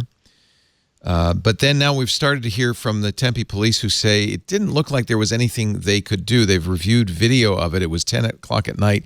She came out of shadows and, the car was going at 40 miles an hour. And she wasn't at a crosswalk. She just walked into the street. And tell you if that happens to a human or a self-driving car. My first reaction was it must be something like that because I feel like self-driving cars are not going to run into things if they can see them. No. Yeah, I mean, almost every self-driving accident so far has been some kind of human doing something crazy. I mean, like in cars doing things in front of them that they can't calculate for, and there's not really any guarantee that a human would react any better. The Tempe police said said that no human would have stopped that either. That there was unavoidable. The one thing you have is you have an enormous amount of footage. You're certainly well documented. Yeah, so it's not, I think every accident that happens with an autonomous vehicle is going to end up with an enormous amount of data of exactly, how it happened. And, we have to remember to put it in perspective. I mean, and it's a horrible stat, but probably, 70 to 80 people die a day to car accidents. And probably it's ultimately autonomous vehicles will save many more lives. It's a sentiment thing, though. I mean, we like to blame robots. That's right. You want to, and Uber said, okay, that's it. We're not testing any more cars for a while here. Yeah, it's hard to get people to understand, to make an intellectual decision as opposed to an emotional decision. Where yes, you can say that when it comes to self-driving cars, just to pick a number out of a hat, 100 people. It's like this. It's like let me back up. It's almost like the seatbelt argument that had to be made like 30 or 40, 50 years ago. Because if we make everybody wear a seatbelt, it's then 100 people for every incident, every number of incidents, 100 people who would have died in that accident without that seatbelt will live. And out of 1,000, maybe 2 people who would have survived without the seatbelt because they got tangled in it or whatever will die. And it's hard for people not to focus on the 2 people who were killed by this seatbelt as opposed to the lives that were saved by it. But it also points out to the biggest problem of self-driving technology. What you're describing is, I'm speaking as somebody who has been driving on Boston roads since he was 16 years old, and you don't talk about all the times where all the days you didn't get in an accident. It's when someone does something stupid and you manage to avoid killing yourself or that person. That's the time that you take to Twitter or Instagram to talk about what that idiot did. So it's going to be so hard to teach to either teach self-driving cars. Yes, this total idiot decided to go from. No, you're missing the point though, Andy. A human would have done it too. There was no way to avoid hitting that person. Right, so that's really the question: is did the self-driving car do worse than a human driver? And according to the Tempe police, absolutely not. It was an unavoidable. But there are going to be instances. There are going to be times where we're going to have to teach these cars how to identify something that shouldn't be there. That's how you avoid accidents. That there are some accidents that were totally avoidable. There are some that were totally avoidable because you simply decided, what if this person that's kind of driving slightly erratically, it does the dumbest thing that could possibly do under the circumstance. I'm going to give that person not 4 car lengths but 8 car lengths, so that when they almost get into that crash up ahead, they find a place to ditch. So I'm saying that's going to be the level of sophistication that we're going to want from these cars, or we're going to have to convince people that this is something we're going to have to expect. It will save far more lives than are taken, but we're going to have to be. It's the subtleties that are going to get us. I think the biggest difficulty with this will be. Go ahead, Renee. And then I'll just say it really quickly. So I think the biggest challenge with this will be sentiment. So for example, a human might swerve to avoid an animal on the street and kill another car, and we'll just all understand. We understand, like, you wanted to avoid that animal, but a computer might just run down that animal because it knows it's going to kill a human in another car, and we'll just think, what a horrible computer, it killed an animal. And that's sort of the psychology we're going to have to overcome. Well, it depends on what chip said. Samsung. Alex, go ahead, Alex. I was going to say Tesla. Tesla already has had issues where, not issues, but situations where the car actually started doing something different or started warning someone because another car in front of it was not doing what the car expected it to do. And it turned out that person then got into an accident within minutes after the Tesla started to pull back, is because it's and I think that the cars are over time are going to, Warren Buffett already put out a warning that Geico is in risk of having huge profit drops or revenue drops because of self-driving cars. He already knows the direction of how this is going to work. The cars are going to have so much more information than we do. They're going to have tons of information of knowing that this is a traffic stop where there's a higher risk of collision. This is a turn that has a higher risk of collision. Eventually, it could even get to a point where, this would of course worry a lot of people, but this person in front of you has a higher risk of collision. This is where it knows. But humans do that, though. I already do that, don't you? Yeah. But what I'm saying is literally, it could have the driver history of the person in front of you. Oh, yeah, it might know more than I do. Yeah. It doesn't give you the information personally, but it says statistically, you might want to give that car more room. Right. And I think that. And their ability, I was talking to an engineer that works on planes, and I asked, when he said, all the planes can take off and land on their own. All the big airlines, those planes can take off and then they can fly and then they can land at the other airport. They said they have trouble. Well, they don't often do it. It's funny. He said, they have to do it once a month to keep them certified. You have to do an automated landing. And he said that the interesting thing is that I said, so that's the one that's a little rocky. And he goes, no. It's the other way around. When the plane lands, it's when it just barely feels like you touched the ground. Landing. And so, that's the direction that I think that we're going to end up with automated, with self-driving cars. In fact, I think that what's most likely is that we're going to go through this period where people, that unfortunately are going to have, interactions with the car that are lethal. But I think that you are going to get to a point, I think somewhere 2030s and the 2040s, where there are literally roads that you're not allowed to, like literally you can't get on the road if you're touching the wheel. That the wheel will pull into the car. You will not be allowed to touch it because the cars are moving too fast and they're expecting a very specific thing and they only interact with each other. And you're not able to. It gets beyond a human's ability to interact. And I think we're probably 20 or 30 years away from that. But I think that we're not going to a point where we're going to give up on it. I think we're going to go to a point where we don't want to do it and we're not even allowed to. Well, that's what I'm finding interesting about this Financial Times story. Apple had 3 autonomous vehicles in testing a year ago. The number went to 27 just a few months ago. It is now 45. So while we had said Apple might be losing interest in their autonomous vehicle research, it doesn't sound like they are. The manufacturing of the car they shifted away from, but they're still all in on the software. So they're not going to build the car, but they want to sell the software. Yeah. Well, I think they want to get the software to the point where it makes sense for them to make a car and not worry about making a car before they have the. So Project Titan, which is their autonomous vehicle project, isn't dead. No, but it's being run by Bob more Mansfield. focused now on testing autonomous systems than it is on. I mean, there's whole bunch, like there's computer vision, there's ingestion, there's all sorts of technologies that you really have to make robust before you can even begin to field a car. Yeah, in the project. Elon Musk is learning it might not be such a good idea to make cars. And Apple is, we're benefiting from that technology now. When you look at what Apple's doing with computer vision and machine learning and everything, we're getting that. Like the stuff that they're ingesting is a huge part of ARKit. It's a huge part of Core ML. It's a huge part of a lot of the technologies that we're enjoying now. So it makes a ton of sense for Apple to keep those projects going. Here's Apple's latest face unlock advertisement. Young woman in high school walking down the hall. Her phone unlocks. And she gives you that look. Then her locker unlocks. And she gives another look. Then every locker is unlocking. But see, it's failing. Face ID is not keeping her out of those students' possession. Yeah, I don't know why they're celebrating this. The wrong message. She's basically going down the hall, unlocking all the lockers. And now she's opened all the desks. She's really terrorizing the school. I was wondering if this was a promo for the next Marvel Avengers TV show. That is a superhuman ability. An X-Men movie. She's a mutant that unlocks everything with her eyes. Even the science lab.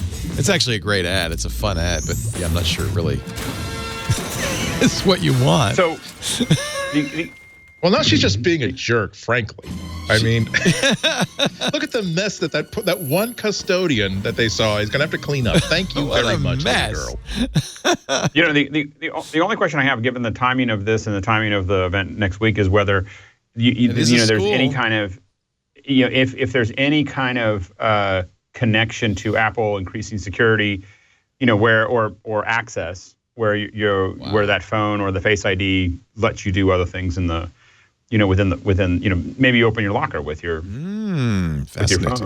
Fascinating. Which would cost millions. Apple locker. By the way, speaking of Tesla, you can now use Apple Pay for your Model 3 reservation. That makes it way too easy. I really don't want to tap to pay on something that's $65,000. I want there to be a sense of ceremony. I don't want to be met at the front door. We had that story a year ago. Remember that, Leo? The guy bought a Bentley or a Rolls Royce on Apple Pay. It was like $1 million. A little too easy. I have bought stuff. I remember buying this 10.5-inch iPad. I was on the plane, and I bought it. It was like, wow, that was way too easy. It was just touch, and I have it. Wow. Yeah. But in an era where they're monitoring everything we do in real life using credit cards, using a token that's anonymized, it's not a bad idea. I agree. Facebook has no idea you bought that iPad. Yeah. I mean, I guess you'd have to have a credit card with a high limit, right? Yeah. You're still using a credit card. Yeah, American Express, no preset limit. Yeah, I know. Don't attach your Apple ID to your American Express Platinum card. You'd be in real. I just bought a yacht. Let's take a break. Gentlemen, get your picks ready. I'm going to show everybody this. This is my lighthouse, torn from its nice place up over on the mantelpiece, because I wanted to show you. I love this. This is not just a security camera, my friends. This is my lighthouse. It has 3D LiDAR, time-of-flight LiDAR built in, an there's the camera below it, infrared light, so it's a camera that works in the dark, and AI built in. It's the only camera that understands what it's seeing. You can't always be home, but if you have kids and pets, a nanny, a dog walker, people in your house. It's really helpful to know who belongs, who doesn't, to not be surprised by pet pictures as burglars.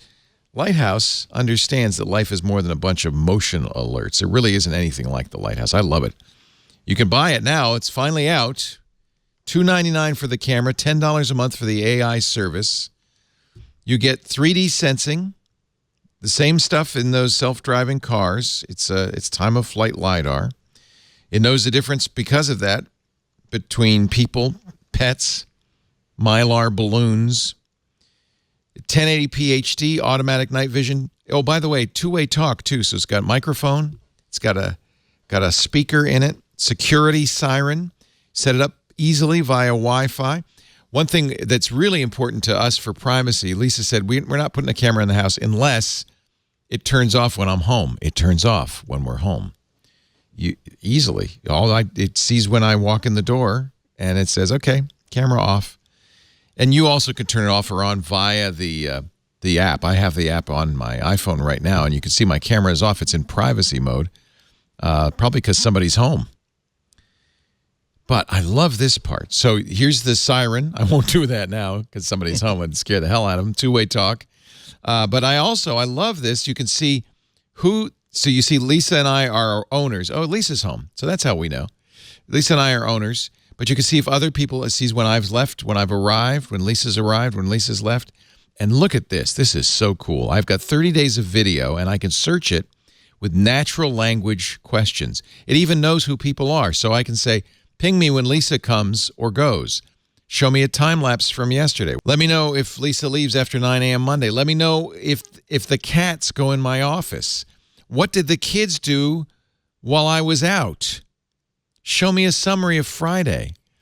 It's truly awesome. You can ask about people, pets. Like, did you see the cat between 3 and 5 yesterday? We've been using this to track our new feral cat, Hamilton, who was a house cat, and then just decided he liked life in the great outdoors. We hadn't seen him for a week. I said, wait a minute, we could check and see. And he's been coming in after we leave and leaving before we come home. He comes in, he eats, he sleeps, and then he leaves, so we never see him. But the Lighthouse sees him. I love this Lighthouse. You also has this great feature. If you have a younger kid who doesn't have a cell phone, say, just go stand in front of the Lighthouse and wave, and I'll talk to you. And it pings me that somebody's standing in front of my Lighthouse and waving, and I say, yeah, what do you want? Lighthouse is so cool. No more spurious alerts. Only when important things happen when you're away from home. Light.house is the website. Light.house. If you use a promo code TWIT, you'll get 15% off your Lighthouse camera. And because you're an early customer, 90 days of AI service free. I like that. Light.house. 15% off with the promo code TWIT. And don't forget, early customers get 90 days of AI service at no cost. Light.house. I've been waiting for this to come out. We had it early on when they had a few hundred for TWIT viewers, and now it's out officially and available. And I have 2 of them, and I'll probably get more. I really love this. And it's you put it right there. It's nice. It's got a rotating base. Very easy. Needs a pair of googly eyes. I could do that. Well, you don't want to cover that. I may have to put them on top. We're watching you. The droid you're looking for, Leo. It's really, I don't want to show you the video because Lisa's, she just said, no video of inside our house. I said, okay, I won't show you the video. But it really is great. You can really see what's going on. And I always know when somebody's in there. It outlines the people and the pets. It says, look, see, there's what I'm talking about. Let's get your picks of the week. Alex Lindsay, I got my checkbook out. Yeah, this one's a big one. Yeah, this one's a big one. I feel like I've been playing nice for a while, and I've just decided that. So we've been doing tests, here in DC, and I had to show you this. So I think Leo, you've seen me do this before. With the hold the up a water bottle, which is very hard to key out. But wait a minute, I can see through the bottle and see the picture behind you. That's not possible. And the interesting thing is that this is now in the past, because you're not really in front of a real picture. You're in front of a green screen, right? Well, yeah, but I haven't been in the past. But I am here. You can see it there. You can see. Let's see. There's the background. There's the mat. There's the Wait, look at your hair. mat. This is like the Jerry Todd show. I love this. Let me just see if I can do this. It's hard to do the hair, though. You see all those fine hairs? Well, if you look at that hair, yeah, to do that live I've never seen it before, to be honest with you. Like, so this is the new Ultimatte 12 from Blackmagic. They bought Ultimatte. Oh, yeah, because that was the brand name. That was the name for Matt. Yeah. So what's interesting is that they bought Ultimatte, and not that I'm bitter, but I did pay $33,000 myself for the Ultimatte 11. And this Ultimatte 12 is $10,000. Oh, man. It's a typical. Now, I bought it years ago. I paid it off. It's fine. But the main thing is that because it's got a 4K processor, because it's using, without all the bits and pieces, they've dropped the price to. Now, I know the price is still really high for most of our viewers. This is but 4K, Matt? It's 4K. It's a 4K key. Oh. And I literally the first time we turned it on, because they also took some of this, and if you look at the 12G their 4ME or 12G 2ME switcher, they put some of the tools from Ultimatte into that. Wow. So when I saw that, we were testing that, and I was testing it, I was like, this is great. This looks really good. Like, it was good enough to use. And then I turned the Ultimatte on, and I was like, oh my goodness, this is the best key I have ever seen. Best live key. And I would say that arrogantly, I always felt that the best live key before this was Conduit, which is something that we developed. And so I kept on going, well, it's not as good as Conduit, but it's okay. It's not as good as Conduit, but this is literally the best key I've ever had live. It's more than just a background, like the weather report, map behind you, because you can put stuff in front too, which is really interesting. And you have garbage matting, and you have a lot of other things. It is combined with a 4K camera. We're using this camera is a Blackmagic Mini Ursa. The key is just, it's just stunning. And it was almost out of the box. Like, literally, when I turned it on, it was amazing. And I tweaked it a little bit, but it was like, literally, it came right out, turned right on, and I was like, well, there you go. So look at this. Here's Goldfish. This is so cool. This is Goldfish on a green screen, right? And I'll check this box. Now they're swimming in front of all this other stuff. I put them in the tank. That is really, really amazing. The translucent fins and everything. That's impressive. You can see. Look at the back fin. Yeah. You can see through it, and you see the coral through it. Wow. Yeah, and that's live. We do this kind of compositing in film all the time with Nuke or what we used to use Shake, and it just takes a long time to process. You can't do it live, and this is. It's incredible. It is literally the best key that everyone should have one of these in their house. Yes. You should. I have to admit, it was sitting in front of me, and I just keep on going like this, like, oh my goodness, look at this is pretty cool. The hair. It's it really is doing a good job. I don't see any halo at all or anything or shadow. No, well, and also if you look at the little hairs on my head that are kind of sticking out, they are. It's getting all these little really, really single hairs that are coming out, and there's not any spill. There's not any. It is. It's truly. I've started to. I know I have a reputation for putting expensive stuff up here. I've started to. It's only 15.7 Alex's. It's not that bad. I think about it very hard if I'm going to do something that's super expensive, or for above the average. But it's a really if you're in the market for this kind of thing. This is. And when you think about doing your own little broadcast or not even that, but if you're looking at a digital set, we're looking at it for larger sets. I'm just thinking when I retire in 10 years and move to Hawaii, no one will know. In fact, for all you know, I might be retired now. You could definitely do that picture, Keith. That's all I'm saying. It's like snow globe. Yeah, I'm on the beach, guys. I'm not even wearing any clothes. This is all made up. $10,000 is a lot less money than it would cost for me to buy a much bigger and more expensive house. Exactly. If I want to fake people into thinking that I've upgraded my standard of living. Yeah. Exactly, Leo. We should actually do your. We should try it as a challenge. You could do the avatars, the places where people's faces show up and everything, right? You could key that. Well, we could do that, but I'm saying just with you, we could just take you out. Yeah. Put you in another room with green screen, and then just as an idea of just sticking you in there, and then having a close up and a wide, and you just kind of cut back and forth. We should try that. See if anyone notices. Blackmagic now owns Ultimatte, and the new Ultimatte 12 is out for a lot less than Alex paid for his Ultimatte 11. Not that I'm bitter. Not that he's bitter. Maybe just a little. Andy Anako, your pick of the week, my friend. Mine is not very tech related, but boy, did it save my life. I'm in the last throes of moving out of the old house. This is the point at which the only thing that was, as of last week, the only thing left inside the house were boxes and boxes of books and just furniture that I wasn't taking, and old CRTs. I had you remember the 24-inch power computing, widescreen CRT? Oh, yeah. And so I'm trying to figure out, damn it, how am I going to get rid of all this sort of stuff? And I've been planning on renting a dumpster and just having it all hauled away. And then finally I decided I'm just going to throw money at this problem. I called 1-800-GOT-JUNK. They also have a website. And I always see their trucks going around. And it was the best choice I ever made. Your pick is 1-800-GOT-JUNK? Because you're going to remember this at some time in the future. I need it. They will, if all you have is like a couple, like an old sofa, or like in my case, I have this. My dad used to work at Westinghouse.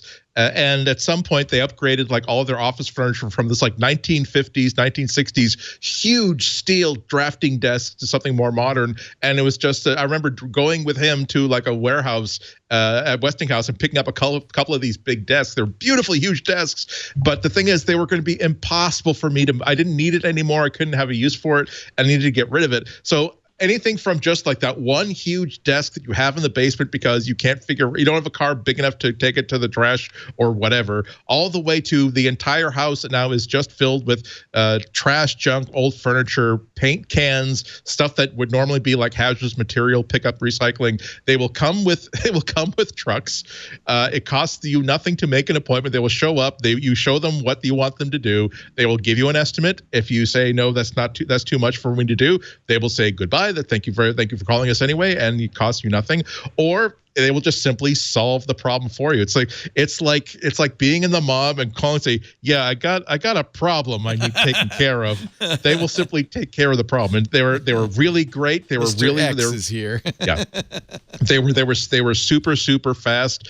And at the end of the morning, they'd called away 2 huge trucks full of just stuff. The other good news is that they don't necessarily donate things to charity, but the thing is that big steel desk, if it's usable, they will find a place. It will be put back to use by someone somewhere.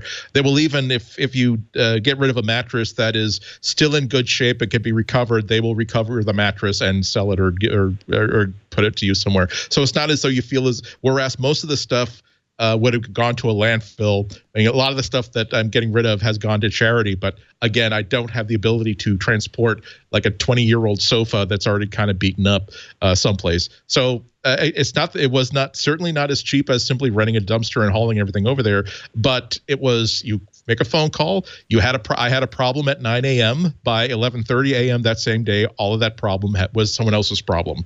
So I'm just saying that if you're, again, whether it's a whole house full of stuff, whether it's a storage locker full of stuff, whether it's, again, one huge steel drafting desk that took 8 guys to move into your house 8 years ago and has been stuck there ever since, they will do anything large and small. And I was very, very happy with their service. I think we have some video of them arriving at Andy's house. Yeah.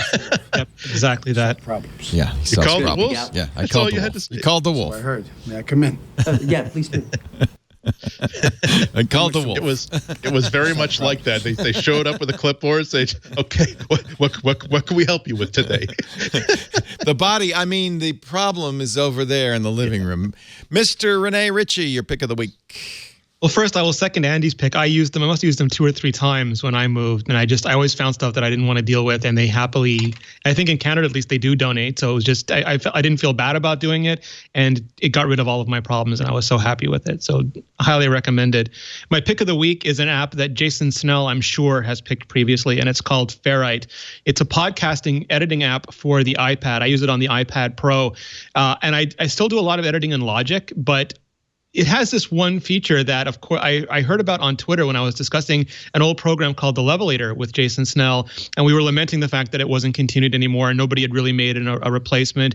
And yeah, you could do all the same things if you applied a lot of specific filters in Logic, or if you used Audition or something. But it was just so simple. You would click it and it wouldn't be fantastic. And, maybe real sound editors would look at you like you smelled really, really bad, but it would just solve a lot of problems really quickly and really easily. And Canis, the developer behind Ferrite, said, hey, in his beautiful brogue, I've solved this problem for you. It is included in Ferrite. It's buried a little bit in the settings because not that many people use it. But if you go in there and before you export, you can just press that button and it'll level everything for you. And a couple weeks later, I had a problem. I had audio because once in a while, the whole podcasting machine breaks down. Somebody forgets or somebody forgets to record locally, or they have a lot of leakage in their audio, or you hear a lot of fan noise and you can't use it, but the Skype is too hot for one person, way too low for other people. And you just don't have time to go in and tediously edit every little, in one waveform, edit everybody to be normal. And I imported it into Ferrite on the iPad Pro. I pressed that one button, it exported it beautifully, and I could use the audio immediately. No knowledge or skill required on my end. And if there's one thing, and Ferrite, you can download it for free. There is a pro pack that I pay for, but if there's one thing that is more important to me than money, and that's time. Like I can just never make more of it. And when you have tools like this that do a really, really good job simply and easily, in this case, literally at the touch of a button, they're just absolutely invaluable. So do you Ferrite record Vector onto this? I don't. I record Vector like in multiple ways on multiple machines because I'm so scared now of single points of failure. Yeah. But and when I travel, I have used Ferrite in the past, but I do use it for editing. I do use it, to do different sound effects. And now, whenever I really just need to level something and I need to do it super fast, I just pull it into Ferrite and I go. Nice.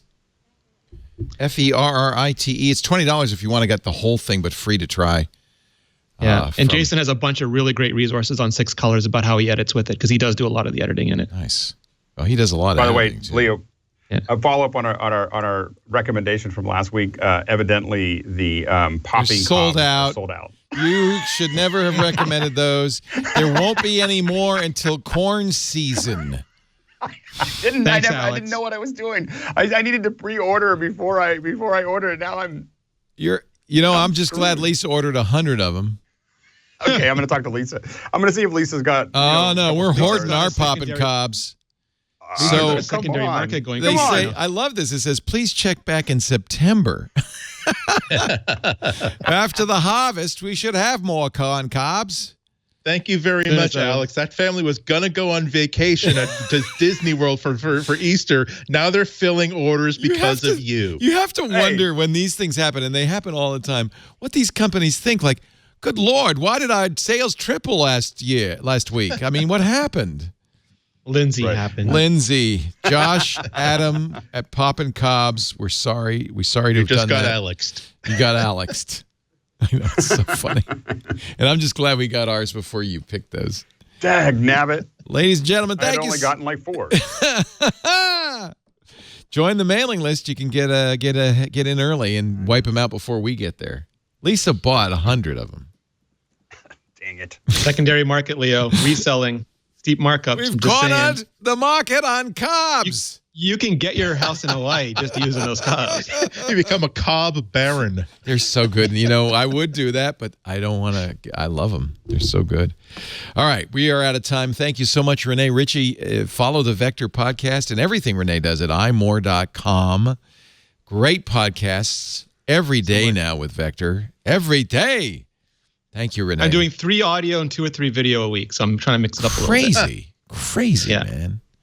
I just got to warn you, you're going to look like me in a couple of years. It keeps me off the streets, Leo. Oh, I mean, I should be so lucky. Old and worn out. Andy Anako, Chicago Sun-Times, his website, cwob.com. He's on the Twitter at IHNATKO.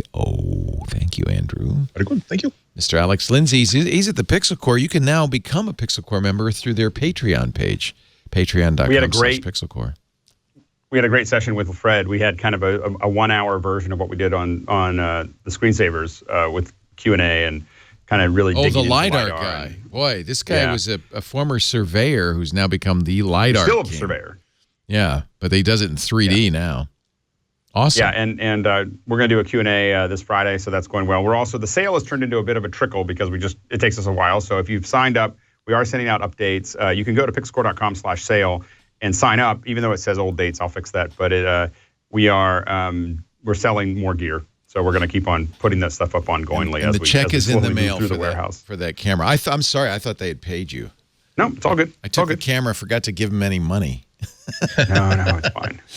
Thank you, Alex. Thank you, everybody, for joining us. We do MacBreak Weekly right after iOS Today. As I said, next week might be a little extra delayed because of Apple's event, but we will cover that event and tell you everything there is to know about it.